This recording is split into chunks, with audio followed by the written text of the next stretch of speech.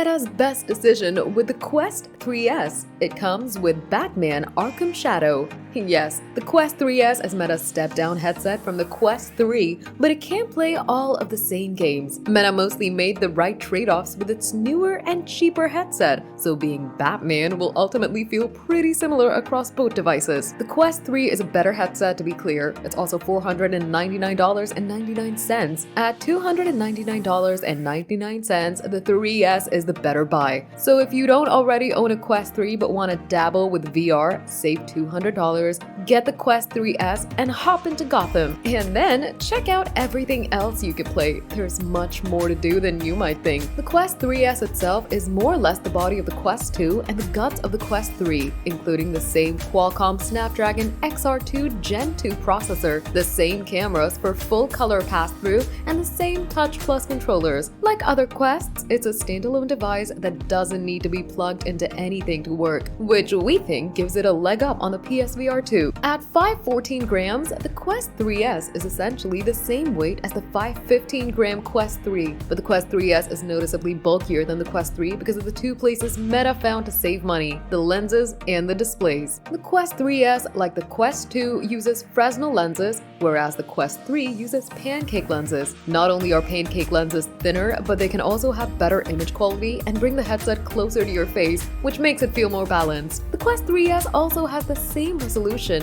1832 by 1920 pixels per eye, and field of view as the Quest 2, meaning you won't see quite as much in front of you as you would with the Quest 3's 2064 by 22.8 resolution and slightly wider field of view. That said, we've always felt that the Quest 2's display was perfectly fine for playing games and general web browsing, and we think it's still acceptable for the 3S, especially at this price. And it's been fine in Arkham Shadow. Sure, the graphics aren't anywhere near as good as a PS5, but on the Quest 3S, everything looks good enough to make skulking through sewers and ducts and taking out waves of bad guys a total blast.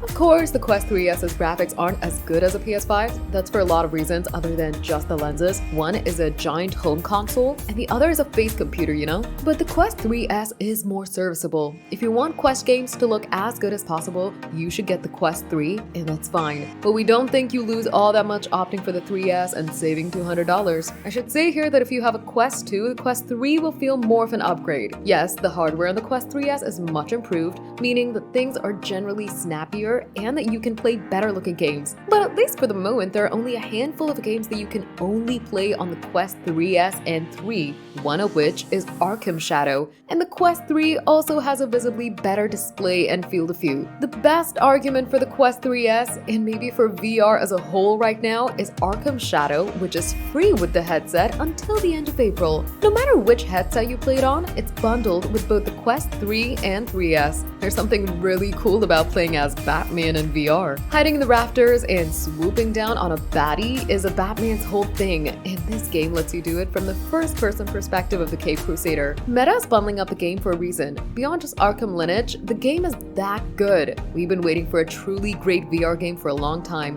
the one that sells the whole setup all by itself. Arkham Shadow might be that game. If Cape Crusading is in your jam though, you'll also have access to a huge library of Quest VR games like Beat Saber and Resident Evil 4. We really enjoyed Maestro, a recently launched music game where you conduct an orchestra. As of last year, you can also wirelessly stream VR games on Steam from a PC to your Quest headset. The VR app situation's getting pretty good on the Quest, but while Meta has also pushed hard on the augmented reality and pass-through elements of the Quest 3 and Quest 3S headsets, I haven't seen any mixed reality games or apps that seem worth playing over something that's fully immersive VR. Pass-through, which lets you view the world around you while you have the headset on using its cameras, still seems like a small feature to me. While I love the action button on the Quest 3S that lets you easily switch between pass-through and immersive modes, is something we've only used to type a note about a game we were playing or check Slack on our laptop before pressing it again to go back into VR. The ability to put windows wherever you want in space is nice and something you can do with other Quest headsets too,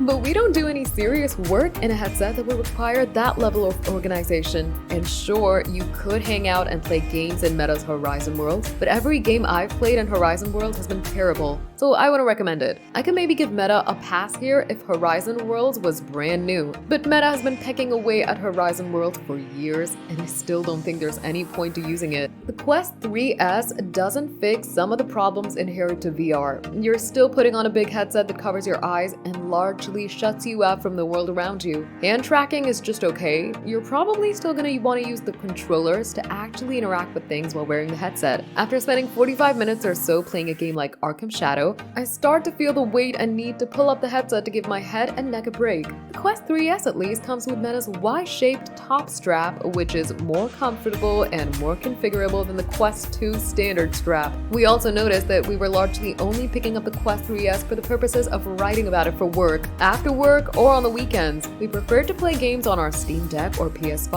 I think there are a few reasons for this. One is that those other devices let me more easily chat with someone while I play instead of shutting someone out. The cheaper Quest 3S doesn't involve VR's inherent trade-offs and limitations, and if you already have a Quest 2, you're not missing out on too many games. But for $299 for the same chipset as the Quest 3, but with slightly worse displays, makes the Quest 3S the best headset to buy right now.